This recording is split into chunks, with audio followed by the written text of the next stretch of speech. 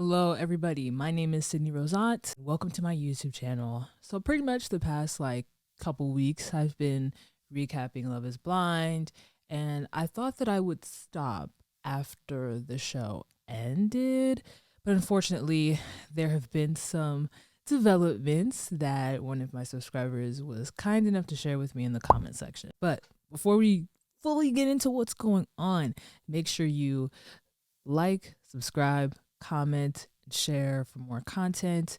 I'm really trying to grow this channel right now. And also make sure you tap into some of my podcast episodes because they are really fun and really interesting. So let's get straight into it. Allegedly, SK has been exposed for cheating on Raven, going out on dates.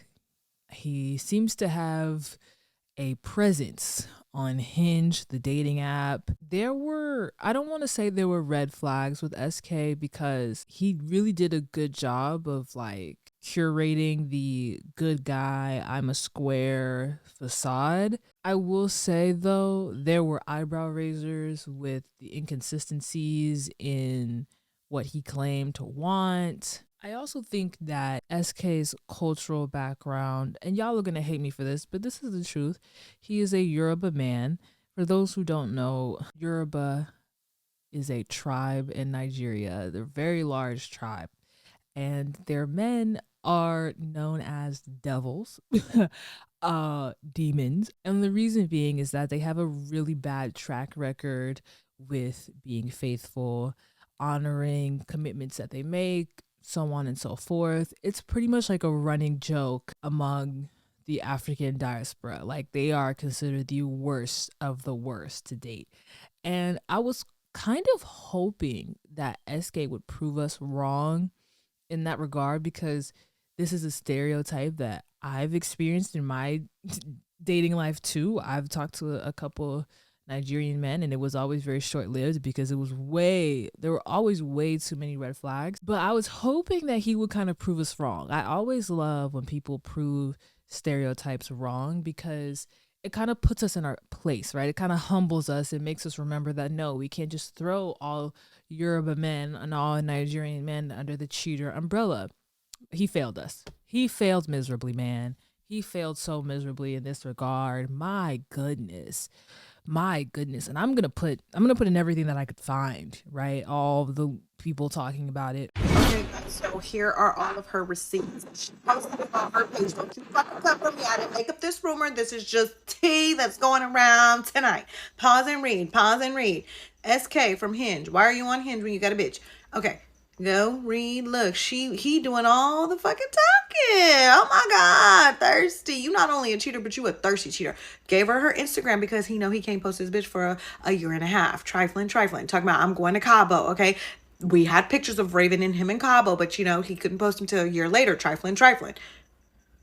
Oh, she even messaged Raven. Like, she shows the thing where she messages Raven and lets her know, like, girl, your man is trifling. But Raven didn't respond. So now she's putting it on TikTok because she's hoping this gets her attention. And this is not the way to do it, girl. But, ooh, SK. I am disappointed in you. Put a finger down if you went on a date in April with a guy from Hinge and then you see that he's actually on the show Love is Blind and that he met you after the show was filmed but is still with the same girl right now. She posted the receipts and told Raven, "Oh, and by the way, don't ever doubt me. I read these ninjas like a book."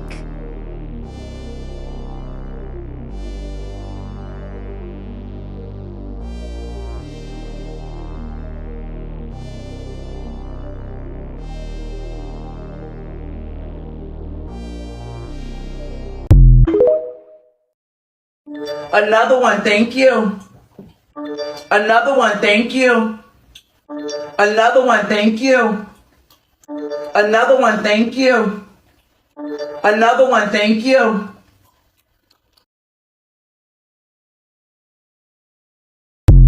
I will say though that whenever cheating rumors start to come up, especially with people who are in dating shows and whatnot, I try to tread lightly and tread carefully because there are people out there that are clout chasers, right? And they're going to try to ride this wave and you know, if they had a couple text messages with SK, they're going to post them, and you never know how things can be edited. So you do have to be very careful. That's why I said allegedly.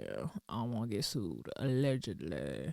But yeah, you got to be, you do have to be sort of careful. And I don't want to just jump to conclusions because we don't really know what SK and Raven's relationship is like. We don't really know if they're actually together. We don't know when they started dating, like officially. Maybe y'all do know and I'm just not hip to it, but like I don't know when SK and Raven started dating. We also don't know the ups and downs of their relationship. There are some people who are very on and off, right? That take frequent breaks, which I would never suggest doing, but that could be their dynamic where they've been on and then they've been off and then they've been on and then they've been off. And I do also think that it would be tough since they've been long distance for a couple of years. So maybe there were periods of time where both of them were like, look, let's just do our own thing. I have no clue. I'm just trying to give grace, I guess, just a little bit of grace in the situation because, you know, jumping to the conclusion that SK is like this evil cheater is, I don't want to jump to that conclusion, but it's kind of looking like that's what he's up to. Raven herself posted a couple TikToks that were like a little bit alarming of her kind of acknowledging the fanfare behind the text messages and giving off like the illusion that like, okay, I know something's going on. I don't approve. Thank you for this and keep going. I'm a plug them for y'all so that you can see what I'm saying here. 21, can you do something for me? Can you talk to the ops next for me? Okay. 20. That's what I get for screaming, my man, my man, my man too loud. Next. But I want to talk specifically about like the red flags that I saw in SK that I talked about in my recaps and that I'm kind of going to reiterate now. I think the first red flag for me was how he framed his purpose for being on Love is Blind in the first place. Like he didn't want people to know his race. I guess that's what he wanted to hide. And he wanted to hide his ethnicity and he wanted to hide his culture. And I feel like it's him stating that as his reason for being on Love is Blind, only for 5 episodes later for it to be like so important to him. All of a sudden culture is important to him. All of a sudden his ethnicity is important to him. All of a sudden tribe is important to him. And tradition is important to him. I was very confused by this because you said that the reason why you came on the show was so that nobody could judge you for any of those things. But now we're learning that that is an intrinsic part of your identity. There's nothing wrong with it being a part of your identity, it being maybe the singular most important part of your identity. But you kind of have to be honest with yourself and to be like, you know what? Love is Blind is not the place for me.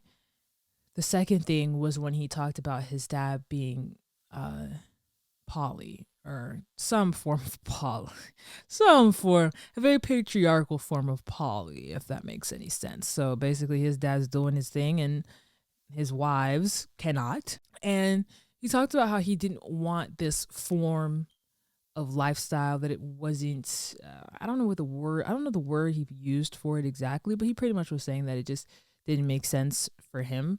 And I respected that in the moment, but I also was like, okay. And when he said like, but I'm not into that. I'm not into polygamy. I was just like, we'll see. I was like, we'll see. Y'all's track record ain't good, so we'll see about that one, SK. We'll see. And we're certainly seeing. I always say time will tell. And time be telling, bro. Time be telling. That was another, I wouldn't call that a red flag though, but it was weird. And, you know, his reasoning for saying no to her at the altar was strange. I agree with his no, and I'm so glad that he said no, because imagine if all this was happening to Raven right now and she was married to SK. My oh my. But his reasoning for saying no, citing how she didn't want to move with him or she wasn't open to moving with him and all those things, I felt like was ridiculous. You meet somebody in 2 months and you expect them to uproot their life and move to Berkeley with you. Like the show is set in a specific city with everyone being from that area for that reason, so that when they find each other, there won't be a long distance issue. Like they can just move in pretty much. And I think lastly, I think a lot of Nigerian men have to assimilate to fit in today's dating market, right? They can't impose their very stringent culture on you immediately. But I think what they try to do is they try to create this safe environment, even though it's not actually a safe environment, but they try to create the idea of safety, right? When he was saying things like, oh, I want to love you in the way that you want to be loved, right? And he was saying all these beautiful things to her and drawing her in and making her feel safe and making her feel comfortable. But he knows at the end of the day that he has to get her to conform at some point, right? He has to get her to submit to his culture. So slowly he like draws her in, makes her comfortable, makes her feel like this is a safe space. And I feel like a lot of Nigerian men do this. They do this to women who aren't Nigerian, right? Women who aren't accustomed to their culture. So they get you in, they draw you in, and then boom, they trap you in their nonsense, right? Like I think we started to notice how how he started to kind of flip a switch, right? And it wasn't like immediate. It was slower. But then all of a sudden we're noticing like little conflict about, him moving away, and we're noticing conflict about like her conforming to his culture and all these different things. And I'm not trying to be unfair to Nigerian men at all, but this is just a trend that I've noticed in them, where they don't present themselves authentically at all, right? They present themselves in a way that is palatable to whomever they're talking to. And then once things become more serious, laying on all their expectations. But yeah, these are my thoughts about like the SK and Raven situation. I hope there's some sort of explanation for this. It seems to be radio silence on both of their sides for the most part. Like I don't think there's really been any statement made or anything of that sort. We also have to consider that the show just ended a week ago. So I'm sure there's NDAs that they have to sign. We don't know if they're just allowed to talk about what's really going on in their relationships currently. We don't know if they have to stay together for a specific period of time. I mean, they didn't get married, so I feel like they could just break up if they wanted to. But again, they have to make the show seem successful. Otherwise, what's the point? So I'm sure they're being incentivized to just shut up for the meantime. But that's all I got for you guys. Thank you so much for watching. If this was interesting to you, please comment, like, subscribe, and tell me what you want me to talk about next.